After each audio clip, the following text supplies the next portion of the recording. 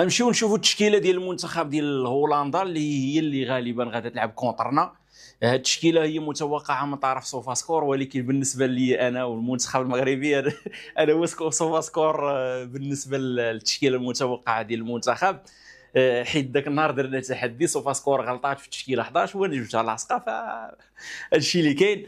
على بركه الله نشوفوا هولندا كيفاش التشكيله ديالهم غادا تكون، واللي باينه بانها تقريبا هي اللي غادا تلعب. الحارس البارح تكرفصت على السميات ديال هولندا، راه حتى المدرب ديال هولندا انا عارف سميتو رونالد كومان، كانت كتخرج ليا كومباني هو المدرب ديال البايرن، ولكن راه ما نعرف مالي، راه واش خلعه حتى تايقين في روسنا. راه البارح قلت تايقين في راسنا، راه الخلعه راه ستريس.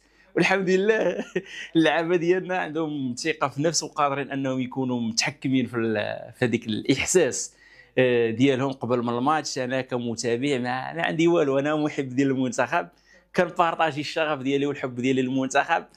العالم بيا الله، انا راه باديني الخلعه من دابا اللي ان شاء الله دوز امور بسلام. فتا اليوم لا تكرفصت على السميات ديال المنتخب ديال هولندا، سمحوا لي وتقبلوني صحابي. كاينين في هولندا كيقولوا لي كاكبو، راه كتقرا عندهم هما كيقولوا لا خاكبو.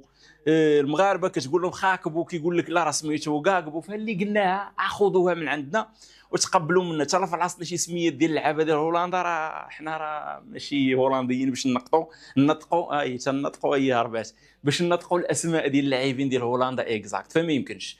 الحارس ديال برايتون اللي هو اللي غالبا غادي يحبس ليهم، المستوى ديالو مزيان، كيلعب برجليه مزيان، عنده ريفليكس مزيانه، كيعتمد عليه المدرب. بالنسبه للخطه ديال الدفاع غادي نمشيو دومفريس، اللي يكون كيطلقوه يمشي في هذا الكولوار هذا كيف ما داروا في المباريات اللي كانوا قبل.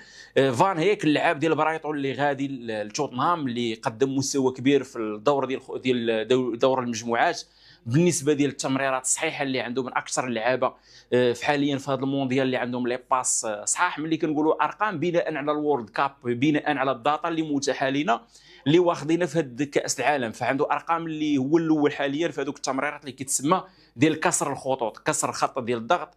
فاللعاب اللي مزيان حداه فان دايك، حتى هو لعاب اللي كيعرف يبني الكره برجليه، كيعرف يخرجها. في اليسار غادي يكون لاعب ديال فان ديفين. هذا اللعاب هذا في الحلقه اللي كانت قبل قلت بانه ثقيل، اللعاب ما ثقيلش، كاين اللي ثقيل. وقعنا في هذه المشكله دابا ديال خلط الاوراق وتخلطوا لينا بعض الاسماء ديال اللعابه، كتكون كتفكر في واحد اللاعب حتى كيخرج لك في العقل ديالك لاعب اخر. فان ديفين راه هو اسرع لاعب كاين في المنتخب ديال هولندا حاليا، وبالنسبه من اسرع المدافعين حاليا في الورلد كاب. البارح بارطاجيت السبرينت او السرعه القصوى اللي وصلوا لها اللاعبين ديال كاس العالم دابا. كاينين اللعابه اللي عندهم سرعه بالبالون، وكاين اللعابه اللي عندهم سرعه بلا بالون في الارتداد كمثال، وملي كيطلعوا يعاونوا. حاليا هو الرتبه 12 في المدافعين في كاس العالم، يعني ماشي هو اسرع لاعب حسب الداتا اللي معطيه لنا حاليا في هذا المونديال هذا، ولكن كيبقى اسرع مدافع عند المنتخب ديال هولندا. في الميليو تيران عندهم ثلاثه ديال الكوايريه، ثلاثه ديال الرقائقيه، غرافنبرغ اولا نقولوا له خرافنبرغ، كل واحد يسميها بطريقه وينطقها كيف ما بغى. الدراري في هولندا كيقولوا لي راه هذه كتقرا الجي كتقرا خا، بحال هذيك الجي في اسبانيا كتقرا خا. ما عليناش، فالفكره واضحه، ناخذوها بالسميه كيف ما مكتوبه. غرافنبرغ لعاب اللي كوايري، لعاب اللي روليور في المستوى العالي، لعاب اللي كيهبط يعاونوا في العمليه ديال اخراج الكره والبناء، لعاب اللي كيدير لهم العمليه ديال تطوير الهجمه والصناعه، والاهم كيزيد يدخل البوكس بحكم انه لعاب اللي كيقدر انه يماركي. كريجيستا اولا اللي كتابوي عليه الفرقه في الميليو تيران في العمليه ديال خروج الكره، وكذلك التحكم في الايقاع ديال اللاعب، وهو اللاعب فرانكي دي يونغ، اللاعب اللي بمستوى كبير والاغلب لي باس ديالو كيكونوا صحاح وعلى العرض. غادي يكون معاه في الجهه الاخرى تيجاني رايندرز، اللاعب ديال المان سيتي، لاعب اللي تا هو كوايري اللي كيدير بوكس تو بوكس كيف ما كيديرها غرافنبرغ، لاعب اللي بمستوى كبير. في لاطاك عندهم الثلاثي اللي بمستوى مزيان حتى هما، عندهم مالين لاعب اللي عنده تجربه، لاعب اللي كوايري، لاعب اللي قصير اللي كيدخل الدومي اسباس كيشكل كانه مهاجم ثاني او لا كعشرة، باش كيحرر الكولوار لدومفريس انه يطلع في هذاك البوست. يعني ماشي هو اللي كيبقى كيتيري الباندا وكيبقى في الشريطه، دومفريس هو اللي كيزيد كيتيري الشريطه وكيتيري الباندا. في الجهه المعاكسه كاكبو لاعب ديال ليفربول اللي هو عارف الوضعيه ضد واحد كونتر واحد، هو اللي كيتيري الشريطه في هذه الجهه، ورايندرز هو اللي كيدخل له في الدومي اسباس في انصاف المساحات، وفان ديفين ما كيطلعوش، كيشكلوا به مثلث وقائي. في الحاله ديال ضياع الكره هو اللي كيكون مع الجدار الدفاعي ديال فان هيك، وكذلك اللاعب فان دايك. وعندنا اللاعب اللي كيلعبوا عليه بلابوي، لاعب محطه اللي صحيح كوستو وكيفيني مزيان، سيرتو دوك الكوار الشايطين، اللاعب اللي كيسمر مزيان، كيعرف فين يوقف هذيك الشايطه كيموت عليها. خاصنا نكونوا في الماركاج انديفيديال معاه، خاصنا نكونوا معاه اغريسيف حيت صحيح وكيلعب بظهره بزاف، بحال الستيل تقريبا ديال لوكاكو، غير هذا خفيف على لوكاكو اللي هو اللاعب ديال ساندرلاند بروبي. لعابه ديال المنتخب ديال هولندا هما هادو، ممكن انهم يلعبوا به التشكيله 11 هذه.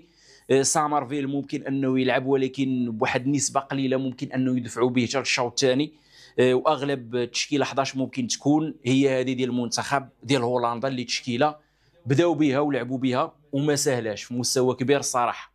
دابا نمشيو للتشكيله ديال المنتخب ديالنا اللي وهبي، انا تايق فيه لانه وهبي، من الناس اللي كيحتكموا للمنطق، من الناس اللي بعادين على العاطفه، من الناس اللي كيشوفوا شنو صالح ليه في البروجي اللي ممكن انه يلعب به، غادي يخرج لك تشكيله 11 لا تعطيك ماتش مزيان. فوهبي انا كنتيق في هذا المدرب هذا بانه ما يمشيش للخواطر، ما يمشيش للعاطفه، واخا تكون ماشي مزيود في هولندا، واخا تكون ما نعرف فين مزيود، اي اللعاب اللي كوايري اللي يعطينا اضافه. فهنا غادي نمشيو للتشكيله 11 ديال المنتخب ديالنا. كيفاش غادي تكون الشبكه؟ ياسين بونو هو اللي يكون حارس في البوطو. المحاور ديال الدفاع غادي تكون مبنيه على جوج لعابه، شادي رياض، عيسى ديوب. وهذا الماتش هذا عندهم لعاب اللي صعيب بزاف اللي هو لافون سونتر ديالهم، خاصنا نكونوا بالتناوب معاه، ما نخليوش له ليسباس فين انه يطلب الكره على خاطره، فين يدور، فين انهم يديروا عليه لابو ويوجد لهم دوزيام بال اللي كياخذوه اللعاب اللي كيكونوا جايين من برا من الميليو تيران. فالدور ديال شادي رياض هذه المره خصو يكون حاضر، اكثر تركيز، وعيسى ديوب حتى هو خصو يكون اكثر تركيز. خاصنا نكونوا حتى من عيسى ديوب خصو يعاوننا بالبالون ملي بغى يخرج الكره. غادي نلعبوا مع واحد الفرقه اللي كتامن بالبروجي ديال اللعب ديالها، كتبريسي البريسينغ عندهم كيديروه مزيان، كيديروا اغريسيف بواحد كونتر واحد. عيسى ديوب خصو يكون راد البال ولا مجال للخطا في العمليه ديال اخراج الكره، السورتي دبال ديالنا خصها تكون مغيزه.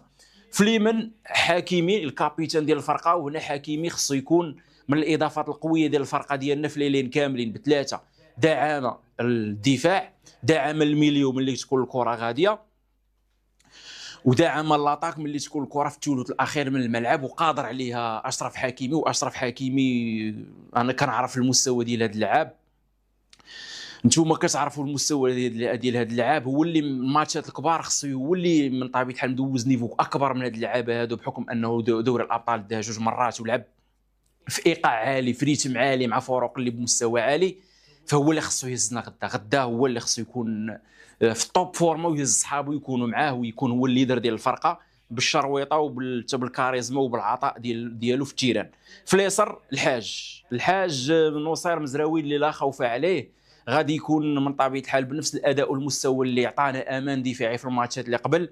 حتى دابا عنده واحد المسؤوليه صعيبه، علاش؟ عنده لعاب اللي كيجي من برا اللي هو دون فريس في الكولوار، بحكم انه مالين كيبقى يدخل الدومي اسباس، غادي يكون في عنده واحد الدور اللي مركب نصير مزراوي، وخصو يكون كيسكاني مزيان في هذا الماتش ويرد البال.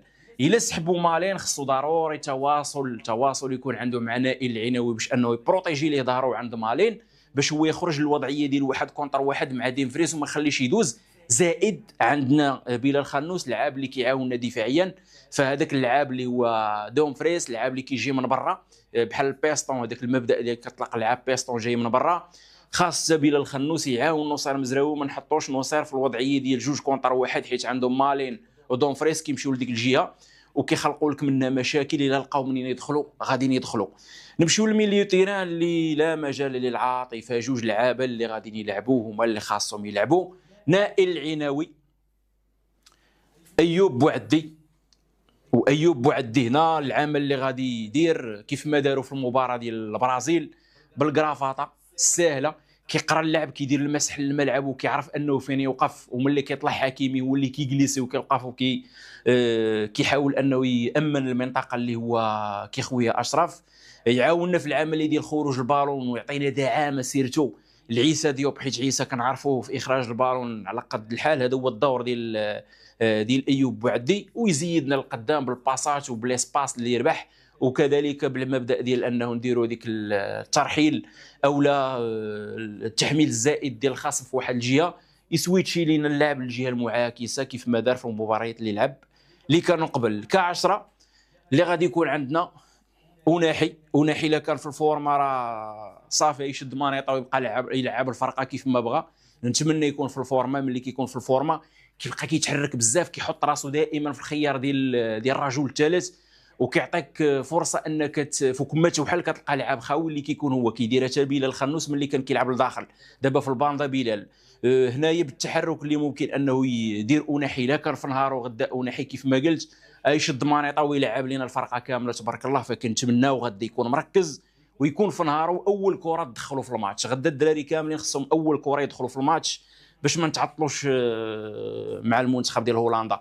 في اليسار ابراهيم دياز اللاعب اللي حاليا عاطينا جوج ديال لي زاسيست ومازال كنستاينوا منه انه يعطي اكثر. غدا كنتوقع يقدر يماركي، كنتوقع غدا يقدر يماركي، ما نعرف علاش عندي هذا الاحساس، كنتوقع غدا دياز يقدر يماركي. وباش يماركي من طبيعه الحال خاصو يتجرد من الانانيه ويلقى راسو في واحد الوضعيه ديال يماركي، راه غادي يماركي. ما يقلبش على الانانيه في الوقت اللي ممكن انه صحابو يكونوا واقفين احسن منه يعطيهم. فدارها بزاف ديال المرات في هذا كاس العالم، بعض المرات كان كيكون سخي خرجنا وماركينا بسببه، وبعض المره ما كانش كيكون سخي وكيمشي للانانيه الزائده وضيع علينا شي كواري، منهم هذاك الهدف اللي كنا نقتلوا به المنتخب ديال اسكتلندا لعقلته في الداخل في لازون اسيست اللي كان ممكن يدوزها لدوزيام بوطو اللي كان دايز ليها الصباري وما داش، وما عطاناش هدف اللي كنا نساليو به الماتش ونتهناو ونرتاحوا. الجهه المعاكسه بلال الخنوس لعاب اللي هذا العام هذا مع فرقته شتوتغارت لعب بزاف كايليه، وحتى مع المنتخب ملي جا لقى راسو شاد ليروبير، حتى هو قال في واحد التصريح للاعلام المغربي اللي حاليا مواكبين المنتخب في امريكا مزيانه على انه شاد ليروبير، وشفنا بانه هذيك التوظيف ديالو في شتوتغارت كايلي نفعتنا. دابا لعب كانه ديما ايلي، كانه فري ايلي، ولعب بمستوى كبير في الوضعيه ديال واحد كونتر واحد، في لي باس، في التوغل، كذلك دفاعيا كيرجع وكيتقاتل. الشراسه ديالو في الضغط العكسي ملي كتضيع علينا الكره، الشراسه ديالو في الضغط الموضعي ملي كنفتحوا شي مره وكنديروا مصياده ولاعب فخ الخصم انه يابويو عليه في الميلي وكنمشيو كنديروا لهذاك الضغط الموضعي اغريسيف. فبلال الخنوس مدير ماتشات اللي مزيانين، فكنتمنوا انه يكمل. وراس الحربه اللي بين لنا بانه عنده واحد لوبسيو ديال الانهاء مزيانه بجوده كبيره اللي حتى الغدا خصها تكون عنده، وخاصه الغدا راه لعاب مع واحد الناس اللي كيعرفهم بزاف بحكم انه تكون تما لعب تما، الى جانب كذلك اللاعب نصير مزراوي الحاج لا خوف عليه، الحاج عنده نيشان تبارك الله.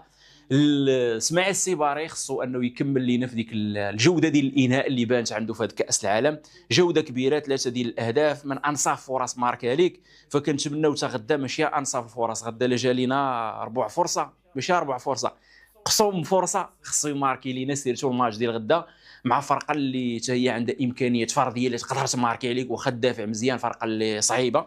وحاليا هي والمانيا راه من افضل المنتخبات الهجوم في كاس العالم بمعدل ديال 10 ديال الاهداف. فهذه التشكيله 11 حسب رايي 4-2-3-1 اللي لعبوا بها بمهاجم الوهمي وتشكل على شكل 4-2-4 او لا 4-4-2 في الحاله الدفاعيه، او لا 4-2-2-2 ملي يكونوا اللعابه كيتحركوا بهذاك المبدا ديال الروتاسيون كيدوروا.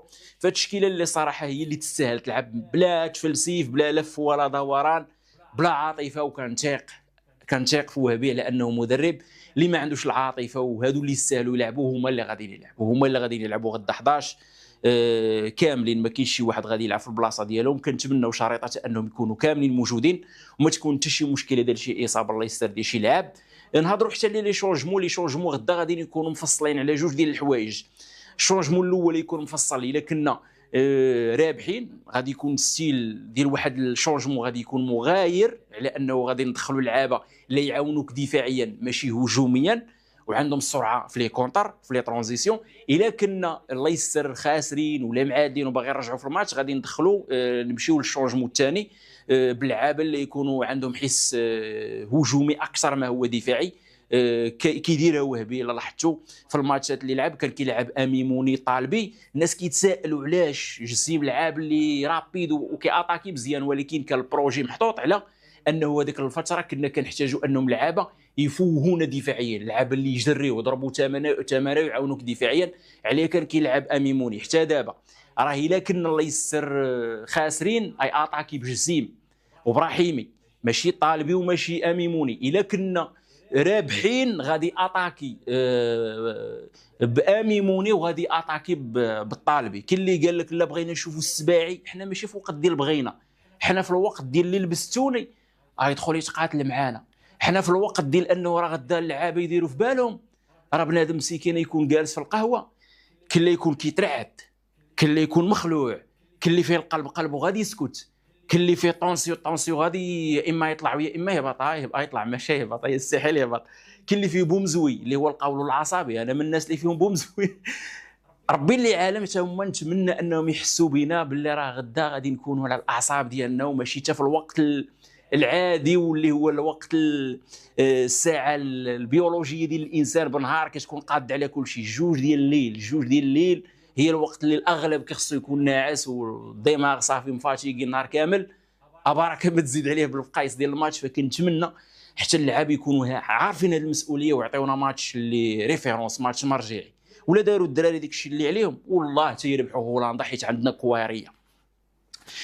الا كنا ان شاء الله بغينا ناتاكيو راه غادي ناتاكيو بجسيم في البلاصه ديال دياز وابراهيمي في البلاصه اللي ممكن انه يدخل لها ديال السيباري. الا بغينا ندافعوا راه غادي ندافعوا حتى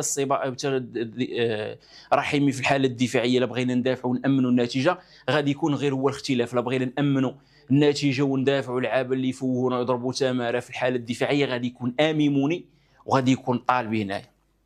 هادو هما لي شونجمون اللي ممكن يكونوا ما بين الحالتين بجوج، حيت الشونجمون ما كيكونش هكاك.